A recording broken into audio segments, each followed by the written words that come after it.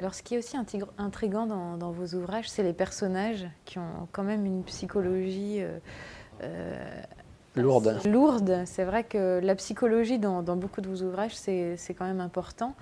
Ça, vous avez puisé ça aussi dans les films ou... Oui, c'est... Alors moi, j'essaie toujours d'écrire des histoires, on va dire, policières, où il y a toujours des victimes, des policiers, des enquêteurs, des assassins. Au début, je m'intéressais, au début de mon écriture, voilà, plus à la scène de crime, à décrire ce qui se passait, et puis les enquêteurs qui menaient leur enquête. Et au fur et à mesure des années, j'ai eu envie de remonter à la source, de dire mais pourquoi des gens tuent d'autres, pourquoi des gens franchissent des barrières, des limites. Et ça m'a fait remonter voilà, au fonctionnement même de l'esprit humain, de la mémoire, du cerveau, de la psychiatrie, des maladies mentales. Et voilà, moi ce qui m'intéresse dans un personnage, comme j'écris des histoires qui sont assez sombres, ce ne sont pas les parties positives qui existent, hein, mais toutes les parties négatives des personnages. Les interrogations. Voilà, les interrogations, la part d'ombre qu'on a tous. Et je vais mettre le doigt sur cette petite part d'ombre, je vais l'amplifier, la faire grossir. Ça, on le voit bien dans la Chambre des Morts, enfin, avec l'accident du début, où les personnages qui sont normaux, qui ont un travail, etc., qui vont basculer. Oui, ils dérivent totalement très vite. Ils basculent vraiment du côté très sombre de la vie. Et voilà, moi, c'est ce qui m'intéresse, c'est cette bascule des gens et tous les dysfonctionnements de... Mais comment vous faites? Parce que vous donnez quand même du détail aussi sur la psychologie, sur la psychiatrie, là, dans le dernier ouvrage. Donc vous vous renseignez? Ça, c'est une grosse partie du travail d'écriture, parce que j'écris à peu près un livre par an. Et on va dire il y a 6 mois de préparation, de création de l'histoire, de dire qu'est-ce que je vais raconter, de faire le plan, de dire que sera l'histoire, quels sont les personnages, et de recherche, ouais. Là, le dernier Fracture, c'est sur le milieu psychiatrique. Voilà, j'ai fait plein de recherches, j'ai lu des livres, je suis allé au CHR de Lille, rencontrer des psychiatres, faire quelques gardes là-bas pour voir. Vous vous immergez quand même.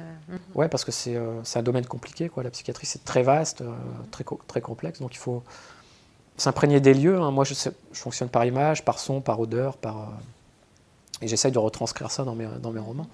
Et voilà, donc en allant là-bas, on apprend beaucoup plus qu'en lisant, quoi. Enfin, pas plus, mais on va dire que c'est beaucoup plus court. En 1 ou 2 journées, voilà, c'est comme si on avait lu un livre de 400 pages sur la psychiatrie, parce qu'on parle aux gens, on leur pose des questions sur la vie d'un psychiatre. Et on vous laisse facilement rentrer comme ça, observer Ça dépend. Bon, après, ça s'est pas fait non plus du jour au lendemain, mais en fait, c'est des contacts qui se nouent au fur et à mesure de l'écriture, parce qu'après, je vais rencontrer des lecteurs, donc... Après, j'ai connu un policier qui m'a permis de rencontrer un légiste, qui m'a permis de rencontrer un psychiatre, enfin, parce que c'est des réseaux un peu comme ça. Mais bon, c'est vrai qu'il y a des choses, comme ça, bon, il y a de la souffrance derrière, il y a des personnes qui sont malades, donc ça se fait plus effectivement par contact, mais il y a aussi une volonté des spécialistes, on va dire, de parler de leur métier. Ça, je m'en rends compte à chaque fois. Vous avez un retour des spécialistes justement sur vos écrits? Oui, j'essaye de... c'est vrai que je leur pose des questions très précises, et puis quand j'écris des passages qui concernent leur spécialité, je leur fais lire pour savoir si effectivement les termes sont les bons, s'il n'y a pas d'erreur.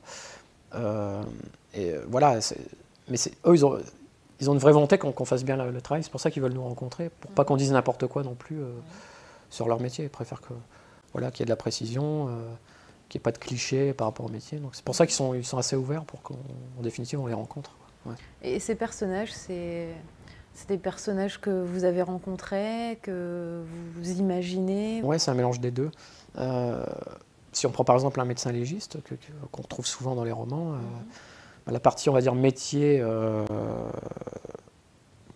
praticien, etc., ça c'est vraiment la personne que j'ai rencontrée, comment elle fait une autopsie, ce qu'elle ressent par rapport à ce qu'elle en parle à sa famille, tout ça c'est des questions que j'ai posées, donc ça je retranscris. Mais par contre, le personnage de légiste qui est dans le roman, ça je le crée entièrement parce qu'il a un passé, il a une part sombre, une part joyeuse, une part... Tout ça c'est créé, quoi. C'est pas parce que c'est pour les besoins du roman. Voilà. Donc il y a la partie technique, scientifique qui est la vraie du personnage, enfin de la personne que je rencontre, et après la partie imaginaire qui bien sûr elle est complètement inventée, quoi. Alors comment vous faites justement, vous disiez pendant 6 mois j'établis un peu un plan. Avant de vous lancer dans l'écriture, vous savez exactement, pratiquement chapitre par chapitre, ce que vous allez écrire ou Oui, il y a plusieurs méthodes, j'imagine. ouais, il y a plusieurs méthodes. Il y a un peu des deux. Disons que ça fait un peu comme les étapes d'un Tour de France, c'est-à-dire voilà, le prochain Tour de France cycliste. Vous savez, vous connaissez les étapes, donc grosso modo, vous voyez à peu près le parcours. C'est un peu ça ce qui se passe quand j'écris un roman, c'est-à-dire, voilà, je vais prendre tel personnage au début dans telle situation de départ, et ils vont aller vers une situation finale. Et entre les deux, j'ai quelques points en tête. Là, il y a un personnage qui va mourir, par exemple. Là, il va y avoir une enquête. Là, il va... donc, ça fait un peu comme un Tour de France. Mais par contre, entre les deux, je ne sais pas ce qui va se passer. Au Tour de France, on ne sait pas qui va être maillot jaune, s'il va y avoir des chutes, s'il va y avoir des désistements, des abandons. Et moi, entre deux points que je dois rejoindre, ça, je le découvre presque au moment de l'écriture. C'est très amusant à voir parce qu'en fait, les personnages, on se met dans la tête des personnages et ils prennent des voies différentes de ce que nous, on imagine au départ. Parce qu'au départ, voilà, on crée un personnage, on fait une espèce de fiche. Enfin, moi, je ne fais pas vraiment des fiches, mais voilà, personnage, brun, tel trait de caractère dominant, mais ça reste une fiche. Par contre, il prend vraiment matière dans l'écriture. C'est là où le personnage se met à exister. Et si on avait prévu de lui faire tel truc alors que ça ne marche pas parce que le personnage est différent, ben on part dans la direction.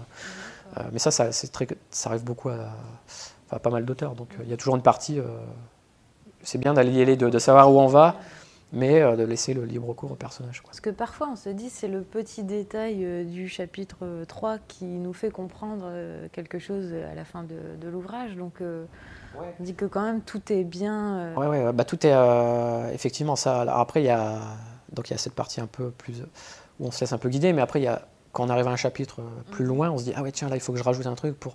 Donc il y a toute une sauce interne